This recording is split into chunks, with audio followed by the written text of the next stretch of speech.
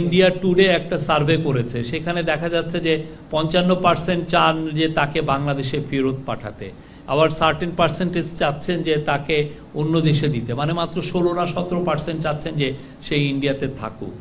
International crimes tribunal থেকে বলা হয়েছে এপ্রিল মাসের মধ্যে সাবেক প্রধানমন্ত্রী শেখ হাসিনার বিরুদ্ধে যে মানে তদন্ত চলছে শেষ করার জন্য, তো আপনারা এর মধ্যে ভারতকে একটা লেটার দিয়েছেন তাকে ফেরত দেওয়ার জন্য, তো সেই বিষয়ে কোনো আপডেট আছে কিনা?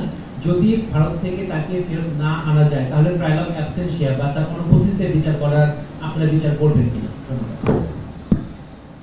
আপনি তো অনেকগুলো ইফস এর কথা বললেন। আমাদের মূল লক্ষ্য তাকে বাংলাদেশে এনে তাকে বিচার করা, এবং আপনারা জানেন কিছুদিন আগে ইউনাইটেড নেশনসের যে হিউম্যান রাইটস অফিসের যে রিপোর্ট হয়েছে তাতে স্পষ্ট কী ধরনের ক্রাইম উনি করেছেন। তো উনি ওরা যেটা বলেছে যে তাকে অ্যাকিউজ করা হচ্ছে যে উনি ক্রাইমস এগেন্স্ট হিউম্যানিটি করেছেন। এটা কিন্তু খুবই বড় ভয়ঙ্কর রকমের একটা ক্রাইম, আপনি মানবতার বিরুদ্ধে আপনি ক্রাইম করেছেন। তো সেই এখন যেটা হয়েছে যে ইউএন রিপোর্টের পরে এবং কিছু কিছু হিউম্যান রাইটস গ্রুপের রিপোর্টের পরে প্রচুর প্রেশার তৈরি হচ্ছে, এবং এই প্রেশারের একটা আপনারা ইন্ডিকেশন দেখেছেন যে একটা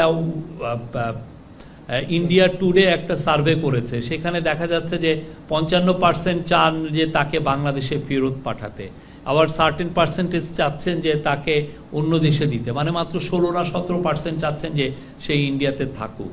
এখন তার যে ইমেজ, তার যে উনি যে 15-16 বছরে কি ব্রুটাল একটা ডিক্টেটরশিপ চালিয়েছেন, এটা কিন্তু পুরো স্পষ্টভাবে এসছে সেই 127 পাতার যে ইউএনের যে রিপোর্টটায়।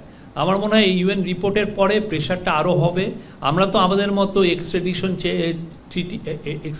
চেয়ে তার ইন্ডিয়াকে জানিয়েছি, আমাদের প্রেশারটা অব্যাহত থাকবে এবং আমরা চাবো তাকে এনে সশরীরে হাজির করে তার ট্রায়ালটা হতে। বাংলাদেশের মানুষ তার ট্রায়ালটা দেখতে চায়, তাকে আইনের আওতায় আনাটা সবাই, এটা আমাদের একদম টপ প্রায়োরিটি, এবং আমরা সেই লক্ষ্যে যতগুলো কাজ করা দরকার সবগুলো কাজ আমরা করছি।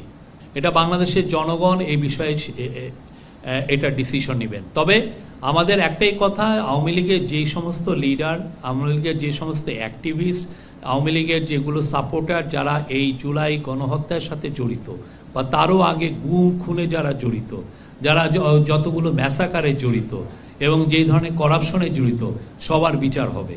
এটা হচ্ছে মাস্ট, এই জায়গাটা হবে।